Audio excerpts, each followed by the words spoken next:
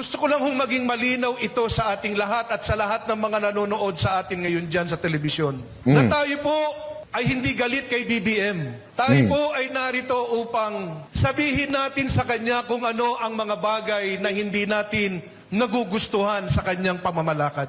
Nako, maraming magagalit yan sa'yo, sir. Maraming magagalit yan. Alam mo naman yung iba dyan eh. Hindi bukas ang isip. Kasi alam mo, iba dyan, galit na kagad, gusto ng revolusyon. Tandaan ho natin, ha? Para ho sa mga tunay na DDS at hindi MDS. Sa mga tunay na DDS, patuloy na sinasabi ni Pangulong Duterte na hindi niya gustong pabagsakin ng gobyerno ni Marcos. Dinawin natin yan. Katulad din na sinasabi nito. Paulit-ulit nila sinasabi yan. Kasi, alam nyo, ipapaliwanag ko sa inyo yan, ha? Napaka-importante kasi nito eh. Para maunawaan ninyo, ha?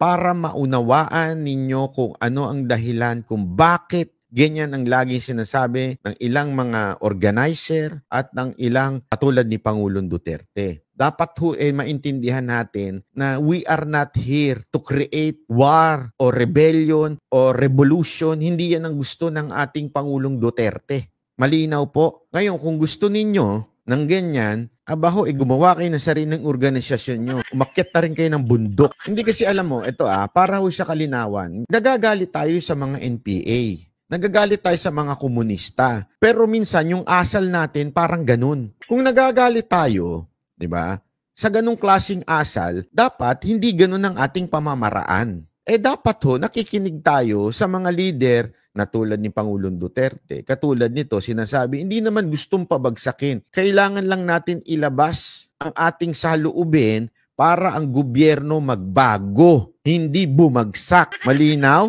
Kasi matakot po kayo, okay? Matakot po kayo doon sa mga vlogger na inuudyok kayong magalit lang, inuudyok kayong magrevolusyon lang, maniwala ho kayo, nangyari na yan nung panahon ni Erap. Okay? Nung panahon pala ni ang nagrarally na yung mga geologs na. Naalala niyo noon, yung panahon ni Gloria yun eh.